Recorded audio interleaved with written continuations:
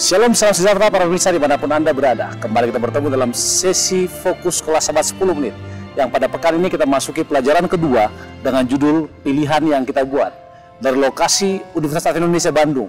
Saya akan bacakan hafalannya yang tertulis dalam Yosua pasal 24 ayat yang ke-15. Dikatakan demikian: tetapi jika kamu anggap tidak baik untuk beribadah kepada Tuhan, pilihlah pada hari ini kepada siapa kamu akan beribadah, Allah yang kepadanya nenek moyangmu beribadah di seberang sungai Efrat, atau Allah orang Amori yang negerinya kamu diami ini.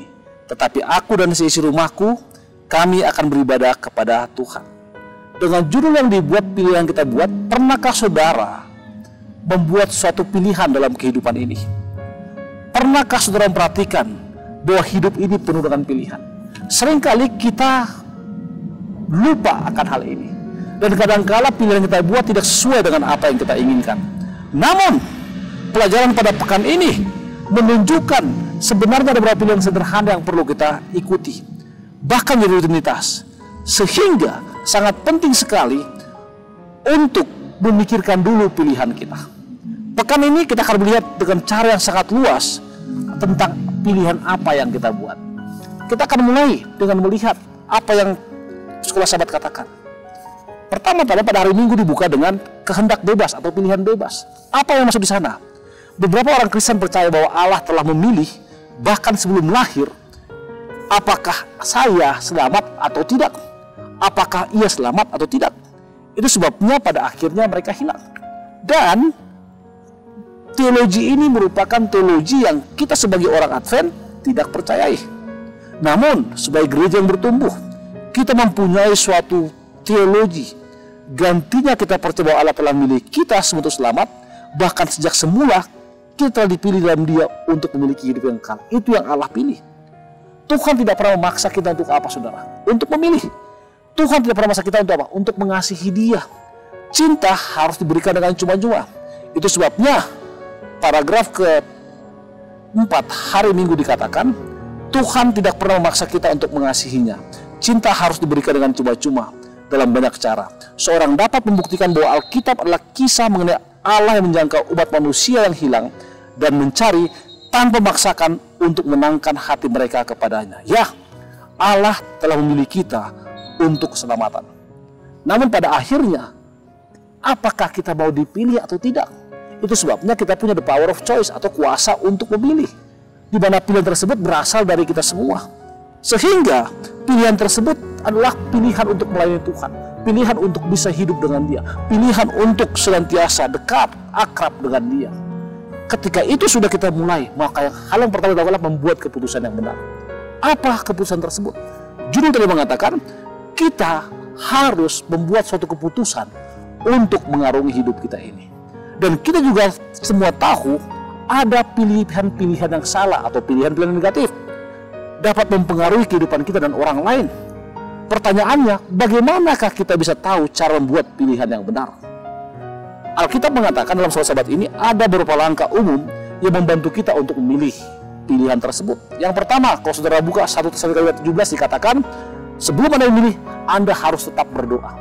Yang kedua, Yesaya 1:19 dikatakan, menurut dan mendengar.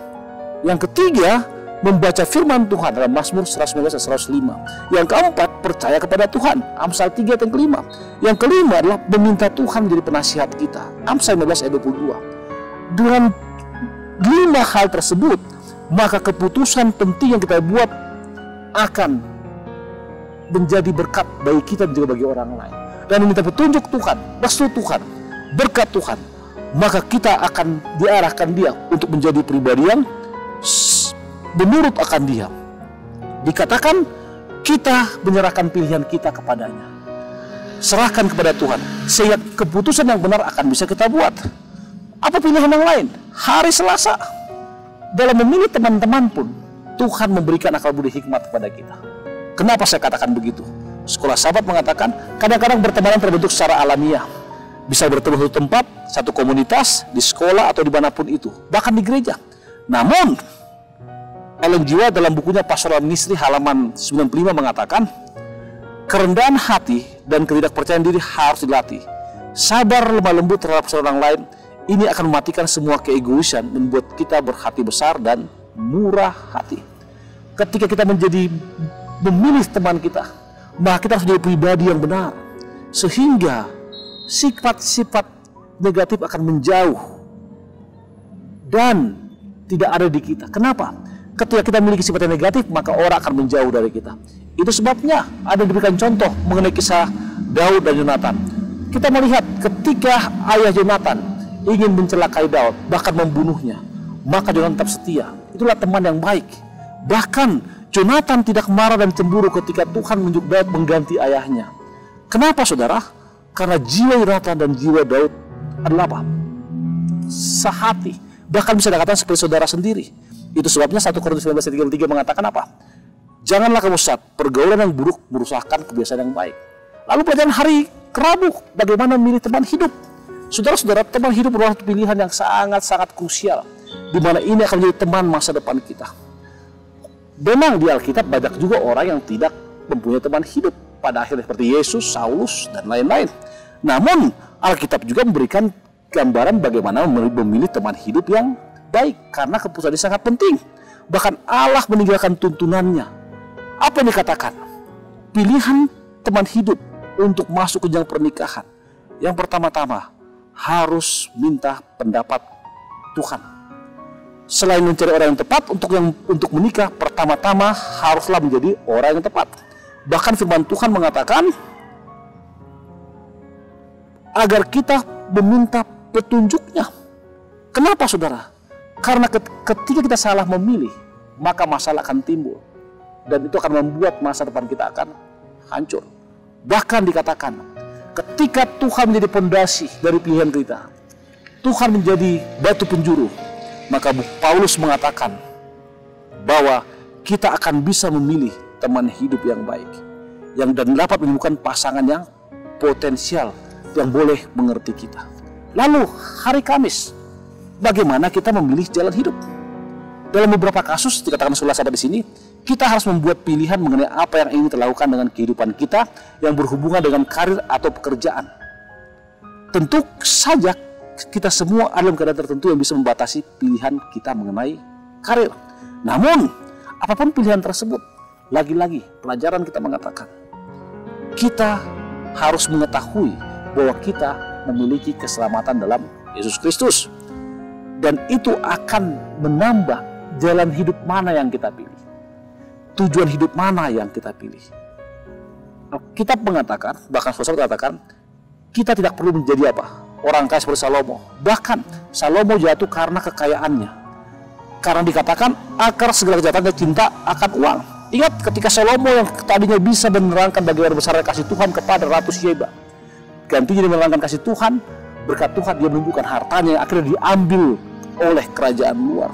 Artinya apa? Banyak hal yang bisa kita jadikan sebagai panduan. Namun satu hal yang pasti, dalam memilih jalan hidup, jadikan Tuhan yang terutama. Kenapa? Karena sejak penciptaan Allah telah bekerja dalam kehidupan kita. Masalahnya adalah apakah saya mau menerima atau tidak. Karena kalau jalan yang kita pilih salah, maka kehidupan kita akan hancur. Banyak keluarga yang telah menderita karena seorang ayah terobsesi untuk menghasilkan uang, bahkan mengabaikan keluarga hanya untuk menjadi kaya, bahkan mengejar karir. Dan itu tidak jauh saudara. Bahkan kadang-kadang kita pribadi, kita sendiri pun seperti itu. Kita abaikan keluarga hanya untuk mencari harta yang tidak perlu dan terutama di dunia ini. Namun Tuhan katakan memilih jalan hidup terbaik adalah meminta Tuhan menjadi diri kita. Dan sebagai kesimpulan, Tuhan kasih kita kuasa untuk memilih. Untuk itu, apa kita mau memilih dengan pertolongan Tuhan atau kita memilih menurut kehendak kita sendiri? Tuhan berkati kita. Kita satu duduk kepala dan berdoa. Tuhan Allah Bapa Semawi, terima kasih Tuhan karena pelajaran sekolah sahabat yang indah. Terima kasih karena Engkau telah memberkati kami. Berkati sekolah sahabat ini, berkati para pemirsa, dan juga hamba-Mu dan pendeta Dedida yang membawakan rekaman ini. Terpuji nama Tuhan, lalu sekian berdoa. Amin.